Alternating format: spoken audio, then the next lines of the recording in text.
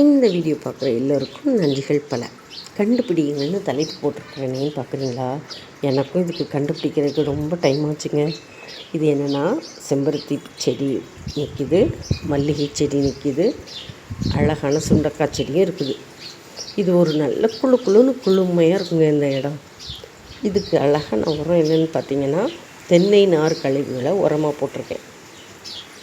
இதோட இந்த இடங்களில் குருவிகளுடைய சத்தமும் எனக்கு நல்லா கேட்கும். பாருங்கள், அருமையாக சுண்டக்காய் காய்ச்சிருக்கு.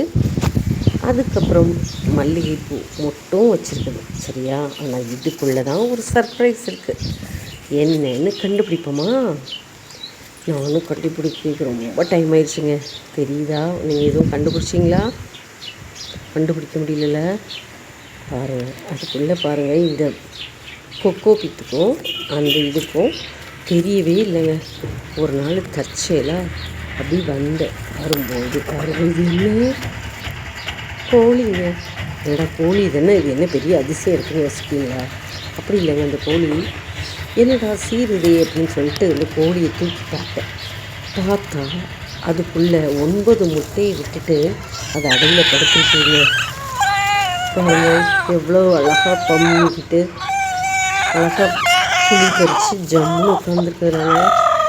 அறிவு படைச்ச ஜீவனுக்கு இருக்கிற அறிவு பாருங்கள். இதில் மழைலாம் பெஞ்சிச்சு. மழை பெய்யும்போது நனையுதா அப்படின்னு பார்த்தா நனையவே இல்லைங்க. ஒரு சொட்டு கூட நனையவே இல்லை. அழகாக ஜம்முன்னு உட்காந்துருக்கு. அந்த நேரத்துக்கும் தரையில் உள்ள நேரத்துக்கும் அதுக்கும் எனக்கு வித்தியாசமே கண்டுபிடிக்க முடியலைங்க. சரி, அது கோழி குஞ்சு பொரிச்சிட்டு வரும்போது உங்களுக்கு வீடியோ எடுத்து காட்டுறேன். சரியா? இந்த வீடியோ உங்களுக்கு ரொம்ப பிடிச்சிருந்ததுன்னா லைக் பண்ணுங்கள், ஷேர் பண்ணுங்கள், கமெண்ட் பண்ணுங்கள், சப்ஸ்கிரைப் பண்ணுங்கள்.